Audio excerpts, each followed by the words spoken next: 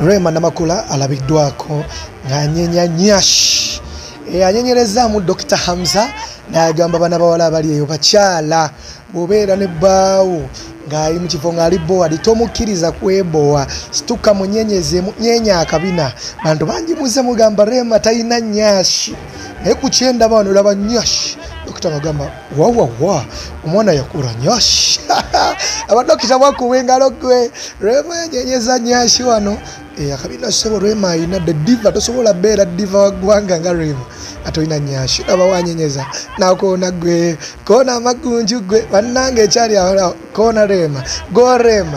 Rema labo omwana bwanyenya nyashi ekyali awo dokita nga bwanyumirwa agambye bana bawala mulekerawo okwekuzakuza n'okwekwatakwata bw'oba oli out ngolaba bawo yeboye stuka